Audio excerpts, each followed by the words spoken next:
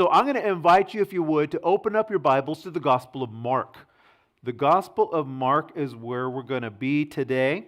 And just praying the Lord has something for all of us here today. When we put our kids to sleep, it's like, they say sweet dreams, right? You want to go to bed and have sweet dreams, but not often do we wake up and have sweet dreams. But today, I just want to let you know that there's words that you can hear if you are woke up out of a sound sleep that feel like a sweet dream. And those words are, let's go fishing. Let's go. My dad, when I was young, took me fishing a number of times, and there's memories that I'll never forget. And I've had the ability to take my own son, who is now, he's a big boy, he's 30 and 30-something, he's older now. And so, he's moved out, married, doing his thing. But I remember taking him fishing. And I could wake him up in the morning, have a dead sleep, and say, want to go fishing? And be like, you never see somebody wake up so fast in your life. But fishing is a lot of fun. I confess that there was a season in my life where I was a super avid fisherman. I was really into it, and it didn't really matter what kind of fishing it was. If it was like tossing a little piece of cheese out in a lake to catch some trout, or going hundreds of miles out into the ocean to try and catch bigger tuna and that kind of thing. It's like if there was an opportunity and I could do it, man, I just loved doing that. And so when I read the passage that we're going to be looking at today, there's just something in me that resonates with the idea of these men that God used to carry on and complete the work, or initiate the work at least, that he did. Now, when we get to the Gospel of Mark, already what we've seen, it's very early, obviously, in the Gospel of Mark, that Jesus is being presented as the Son of God. And it's a really impressive chapter. Mark writes and he describes and he presents the life of Jesus in a different way than we see in other Gospels. In Matthew, we see Jesus as the king. In Luke, we see him as the humanity, the human side of Jesus. In John, we see the divinity of the Lord. But in Mark, what we see is the servant of God. Jesus is the one who serves the Lord. And it's a beautiful picture, because in the baptism that John is out there in the wilderness doing, Jesus goes and he's baptized, and we see this presentation now. Jesus is presented as the Son of God. And in this presentation, we've seen him baptized by John. We've seen him empowered by the Holy Spirit. We've seen him approved of by the Father, where you hear the actual voice of the Father saying, "This is my beloved Son, in whom I am well pleased." Just an amazing, amazing scene that goes on in that day.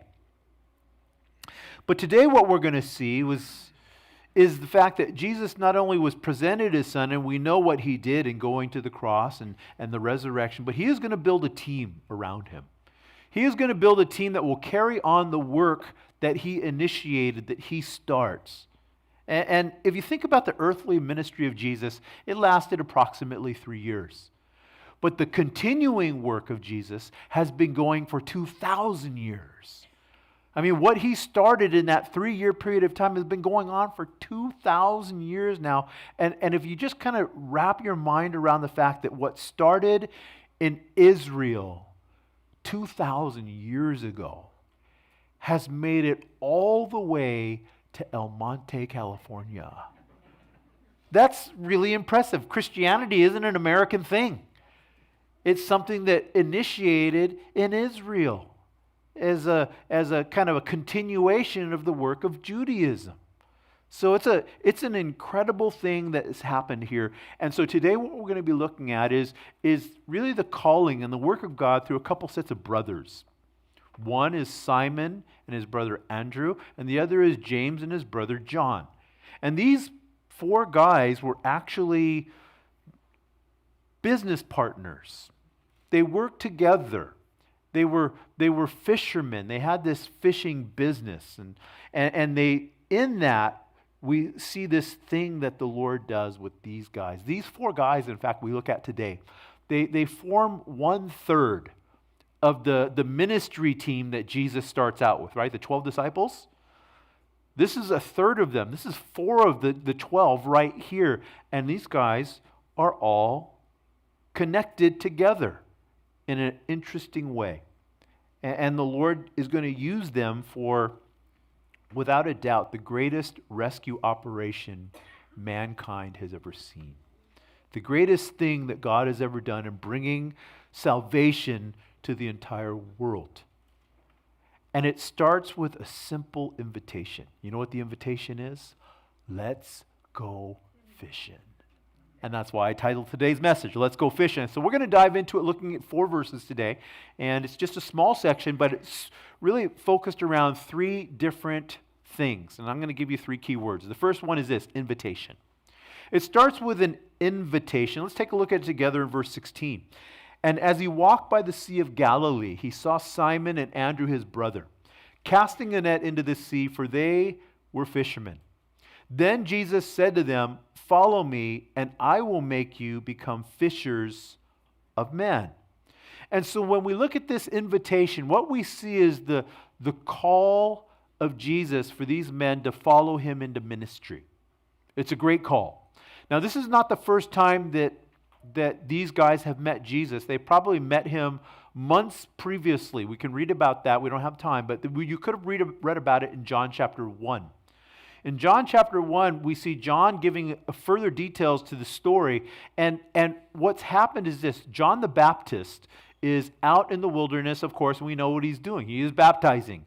And one of the guys that was there listening to him and learning from him was a guy named Andrew.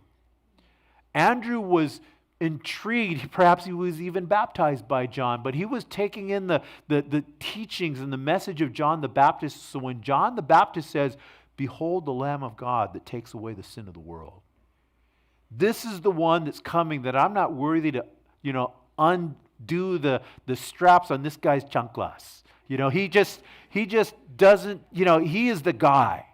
And so Andrew, he does what Andrew does. And I really believe Andrew is one of the unsung heroes in the Gospels.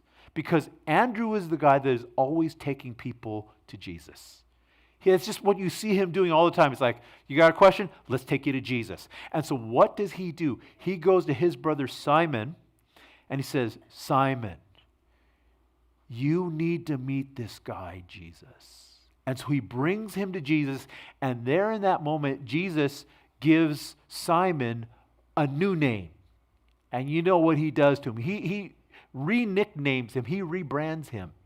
He goes from being Sandy to Rocky. Because the word Simon, the name Simon means shifting sand or sandy. But he calls him Cephas or Peter, which means the rock. Not Dwayne Johnson, the rock. We're talking the rock. And so he goes from being Sandy to Rocky, and that was months before. And so what we have in this passage is what we can call their formal call into ministry. That these guys are now brought into this place of following after Jesus. He says, "Come with me." And then I'm going to make you become fishers of men. And so in this call, there's at least 2 things we can learn from it. First is this.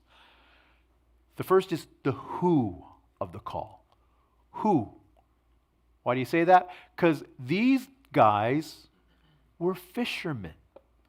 He called fishermen.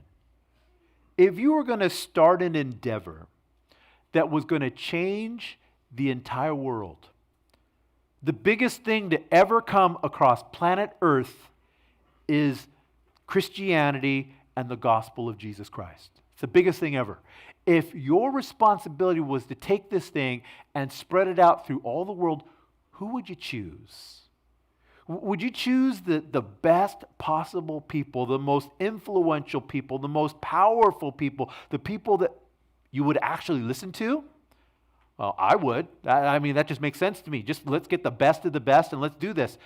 But Jesus chooses, of all people, fishermen. These common, everyday guys that made their living going out onto the Sea of Galilee and dropping in their nets and pulling out enough fish to hopefully pay the bills. Just a normal group of guys, everyday people. In fact, if John chapter 21 verses 1 and 2 is correct, which I believe it is, 7 of the 12 apostles were fishermen. So over half, if this is right, over half of the guys that Jesus, it seems like he intentionally chose these guys in this particular line of work. They're fishermen. And what would be the reason why? Why would Jesus say, hey, you know what? If we're going to change the world, what do we need? Fishermen.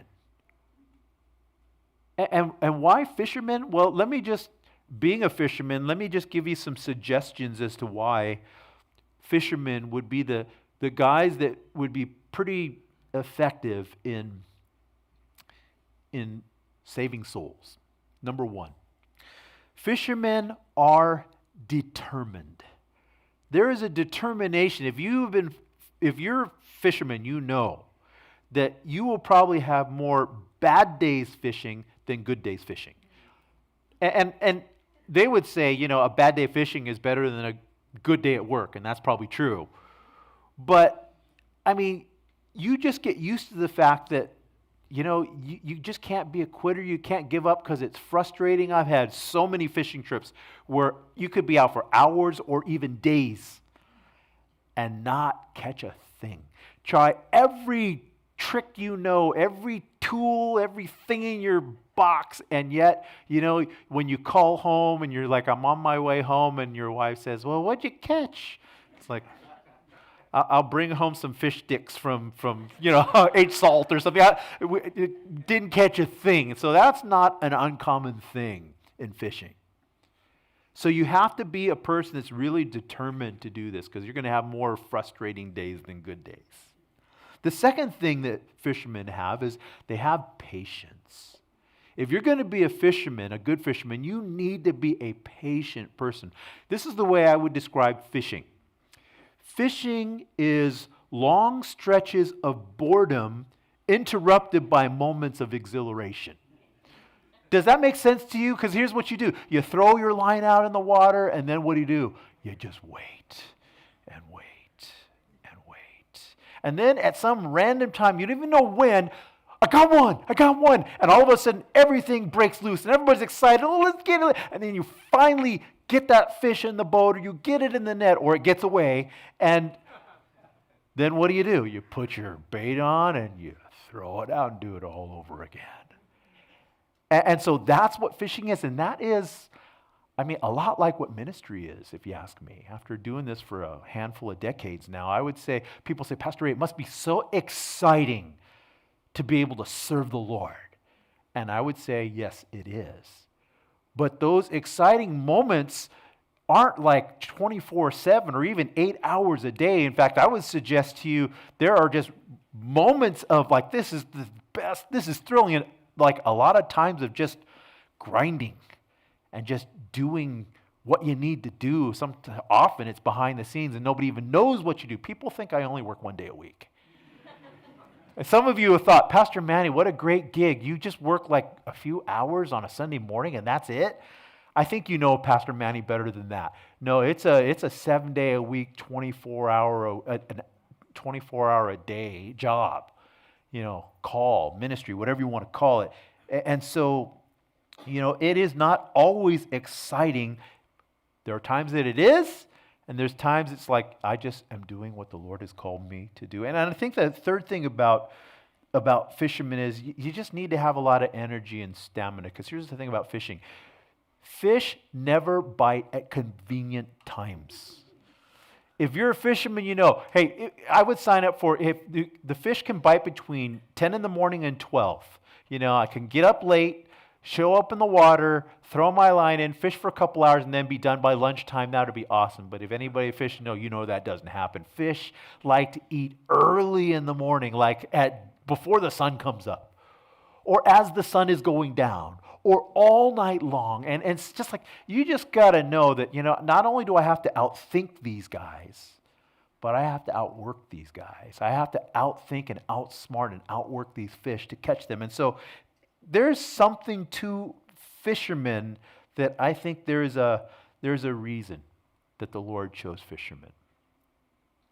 Now, not only is it the who, he used common everyday fishermen, but there's also the what. What did he call them to? And if you look at this passage again, look at verse 17. Then Jesus said to them, "Follow me, and I will make you become fishers of men." And so this call kind of has two pieces, two parts to it. Number one is follow me. Follow me. He calls these guys to connect themselves to him. And that's really what it is. It's what it's all about. In fact, our faith is all about just getting close to Jesus and becoming more and more like him. You don't really need a bunch of rules and regulations and don't do this and don't do that and all. It's just get close to Jesus. Get as close as you can to him. Feed on his word. Get close to him in prayer. Walk with him in faith and obedience, and watch what happens to your life. Jesus said this in Luke 6:40, that when a disciple is fully trained, he will become like his teacher. You will just become more and more like him as you follow him and draw close to him. And so part of that call is to follow. But then the second part we see is, and I will make you become fishers of men. I will make you become fishers of men, which is really the greatest calling. He says, I'm going to call you to become fishers of men. Now, this is kind of opposite of what fishing is. So this is where the analogy breaks down a little, because anybody that fishes, what do? I'm going to get up and I'm going to catch this little guy, this little fish that's swimming around in his little world, just having a good old time, and I'm trying to catch him, kill him, and eat him. That's just what we do. We fish to catch. Now, I get it. There's some guys that are like, you're nice fishermen. You catch them, you let them go. You catch them, you're like, hey, that's fine, but I love fish tacos. Oh, man, fish tacos are, this is coming up on lunch. I think I'm going to make a suggestion. So this is opposite. We have this great call to become fishers of men, which means we are trying to do the opposite of what fishermen do. We're not trying to catch living fish and kill them. We're trying to catch dying people and save them. That's what we do. That's what becoming a fisher of men is we're trying to catch people that are already dying. And here's just the reality. A person living without Jesus, well, in a sense, you could say they're already dead. But they're certainly dying. And sometimes they don't even realize how dying they are. I was at a funeral yesterday for somebody I've known for a while. And this person died, and the thing that actually took them was cancer of the liver. Liver cancer, which is bad. But it was just sad to me as I was listening to everybody kind of talk about this person's life. And every person that talked about him talked about this dude's love for drinking alcohol. The dude was, if you ask me, looking back in hindsight, I think he was alcoholic, man. He went through so much alcohol. And it's like, did anybody make the connection? That this guy is actually, he shortened his own life. He killed himself in a sense because the thing that he did ended up destroying his liver. And that's just the way humanity is. It's just kind of on this self-destructive pattern. And so when we are called to be fishers of men, this work of evangelism is the greatest of calls, because you're actually trying to take people that are like going downhill fast and say, hey man, you know what, we want to pull you out and we want to put your foot on a rock. We want your footsteps to be firm. We want you to be blessed. We want you to have life.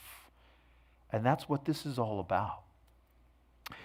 And so if I were to summarize the call that Jesus gives these guys and gives us, it's simple. Number one, draw close to God. That's what we're called to do. Draw close to God. And then second part is point people to God. Draw close to God, point people to God, then you're fulfilling the calling. Now, maybe some of you are like, at this point going, I hope Pastor Panny gets a different guest speaker next time he goes, because I'm not into fishing. And everything he's talking about doesn't really make a whole lot of sense to me. I mean, maybe you've never stuck a night crawler on a hook. How many of you have never stuck a night crawler on a hook? You haven't taken a worm and impaled it with a hook and then threw it in the water. How many of you have never done that? I'm not going to embarrass you. I just want to know. Okay, so there's a handful of you that have never done. You're not missing much. Trust me. You are not missing anything. Maybe you've never pitched a sardine out into a boil of tuna. Maybe you've never tossed an iron lure at a kelp patty to try and catch a big yellow. Maybe you've never done it. I'm not a fisherman, so I don't even get what you're talking about, Pastor Ray. And this is my imagination. I'm not saying that for sure the Lord would do this, but in my imagination, I could see if the Lord was speaking to a different group of people. Let's say he was speaking to a group of medical people, doctors and nurses. He maybe wouldn't say, I'm going to make you fishers of men, but maybe he'd say, hey, you know what? We're going to go to people who are sick in their soul and bring them healing. Maybe if he was speaking to a group of mechanics, he would say, hey, listen, we're going to go to lives that are broken down and we're going to give them a complete overhaul. Maybe if he was speaking to a group of accountants, he would say, why are you all so boring? No, he would probably say something like, we're going to go to bankrupt lives and we're going to show them how to be profitable. I mean, the point is this, is that we all have a calling and we all have this opportunity to serve the Lord in an amazing way. And in verse 18, look at the response they have. They immediately left their nets and followed him. They immediately left their nets and followed him. This is the word that Mark uses all the time. And immediately they did this. And immediately, I love Mark because it's a very active, moving, things are always moving forward. And these guys immediately started following the Lord. There was this call was something so great that they were not going to put it on a back burner or think, give me a few weeks or months or years or decades to think about it. And then when the time is right, I will respond to this call. This was okay, you call, I answer. Let's go. Let's do this thing that you're calling us to, Jesus. And there's something special about that this calling falls on these guys and they respond. And here's what I want to assure you. Every one of us here who has called upon the name of the Lord to be saved, I want to guarantee you of this. I promise you of this. You also have a calling. Not only are you saved, not only are you going to heaven, but you have a calling on your life. In fact, I want to suggest to you that calling is why you're still here on earth. Because if you didn't have that calling or you fulfill your calling, it's well, then get up here and come to heaven. But because you have this calling, it's now it's up to you and to me to say, okay, we got to figure out what this calling is all about. And this calling is not always the same. In fact, I would suggest to you that every one of us has multiple callings. And this calling has layers to it. Yes, he's called you. For instance, I am called, me personally, I am called to, number one, be a child of God. To be a son of the King, to know him, to grow close to him, to become like him, to know what it is to serve. That's my calling. First, most important. I am also called to be a husband to an amazing wife that the Lord has given me. I am also called to be a father to the 4 kids that God has given me.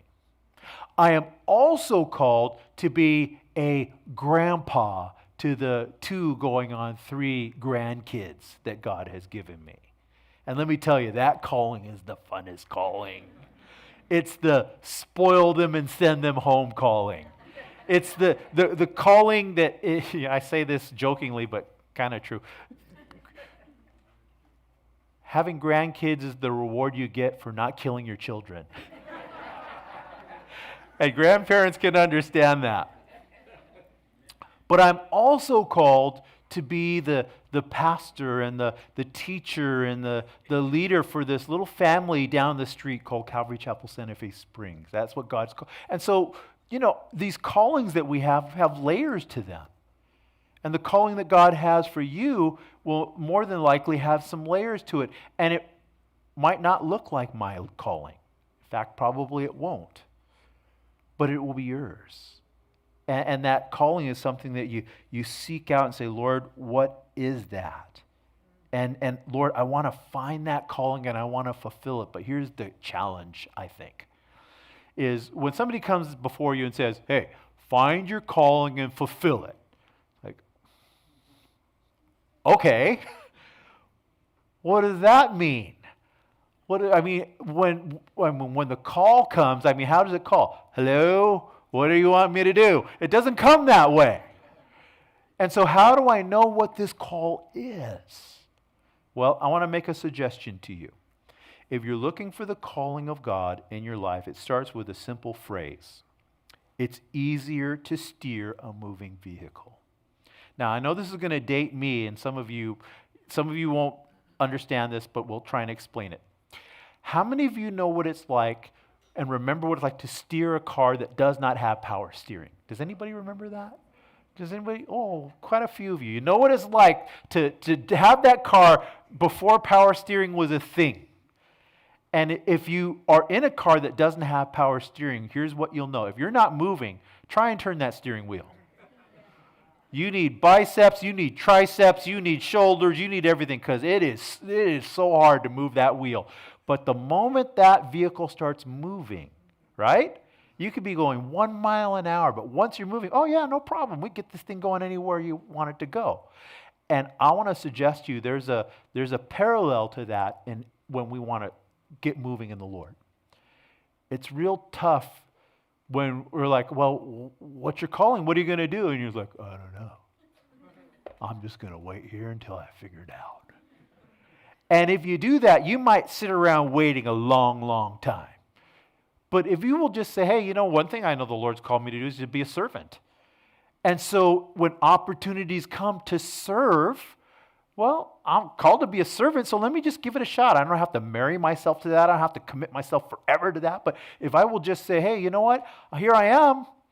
If I can be useful, let me do that. And as you do that over the course of time, the Lord steers you. It's like, okay, it wasn't that. I helped, but it wasn't that, and I helped. But the next thing you know, you're like, oh, I think I found what the Lord wants me to do. I'm now teaching this group of kids, and it's amazing. They're growing. They're learning. We connect. I love it. You might find yourself as a missionary in a foreign land. You might find yourself as an evangelist. You might find yourself like, hey, you know what?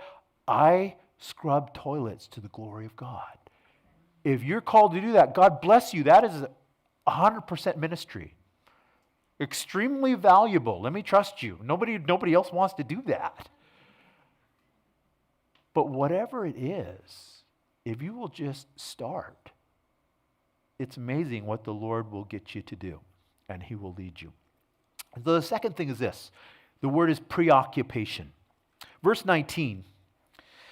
When he had gone a little further from there, he saw James, the son of Zebedee, and his brother, who also were in the boat. And notice this, they were mending their nets.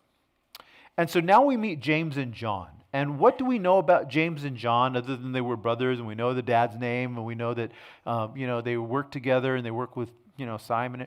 But we know this from the passage that they were mending their nets. They were preoccupied. They had an occupation. And what fishermen would call it is taking care of your gear. Because here's the thing about fishing. The thing about fishing is you try and minimize your mistakes. You try and do the things that increase your odds in actually landing the fish that you catch and hook.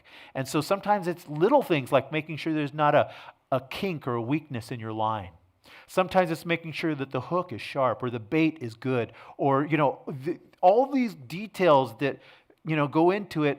It's just making sure that things are good to go and prepared and ready.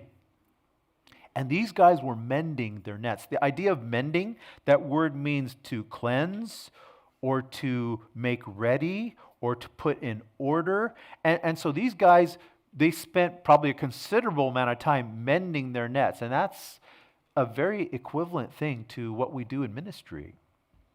One of my favorite passages is Ephesians 4:12. And Ephesians 4:12 says that we are to equip the saints for the work of ministry. And the word equip is the same word for mend. It's the same word. It's the idea that as we are around people, we are helping them, we are preparing them, we are mending them, we are helping them to do better, we are loving them, we are serving them. And as they do better and better, a great thing happens. One day, these people that I have a few people in my life, it's like, man, they just don't get it. They're just floundering along. They're just struggling. But, as you bless them and work with them and pray for them and minister to them, they get stronger, they get better. And one day, they come and say, hey, I want to go fishing with you. Let's go fishing. Or they start fishing on their own, and the next thing you know, they're landing all kinds of fish. You're like, man, this dude's got it. She's got it. They're genuine fishermen of men now. They're doing it. And so good fishermen, what they do is they create more good fishermen. That's what fishermen do. They create more good fishermen. My personal best, catching fish anyway, is a bluefin tuna that weighed in at about 60 pounds. So you got a fish that's like about that big. Okay. And hey, a 60-pound fish is a 60-pound fish. I mean, that's a lot of fish tacos. But my son, I taught him to fish when he was early, got him his first job at a tackle shop, and the last time we went fishing, he caught a 250-pound tuna. This tuna literally from the floor was this tall. It was massive. And when I saw him catching, you know what my first thought was? I hate you. I hate you, man. That's so wrong.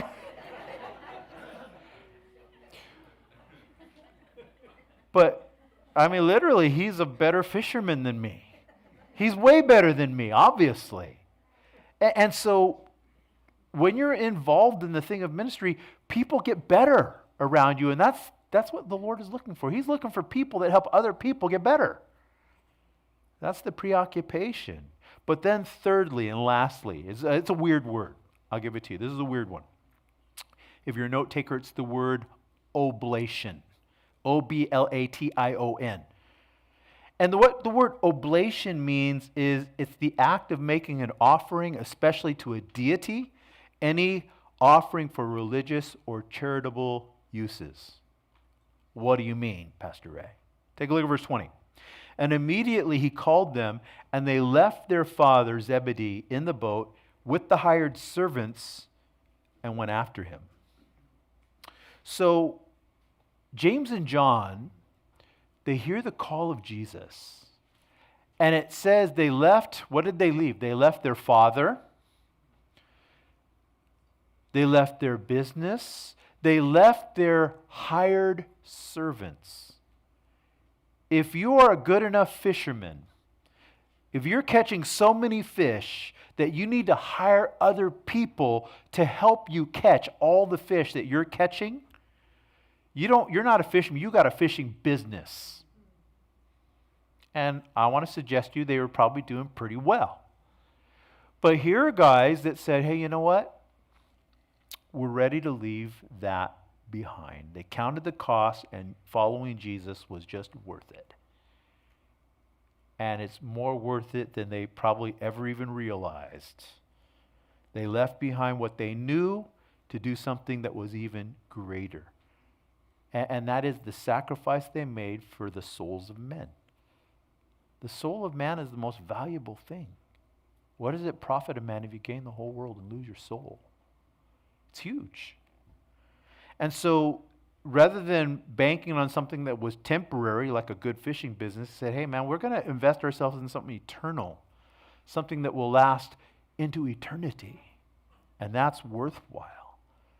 And so they made a sacrifice, because here's just the reality. You know, in this life, we choose what we do with it. And we choose what we will invest our lives in. And to invest our life in one thing is to mean to sacrifice other things. You know, I personally,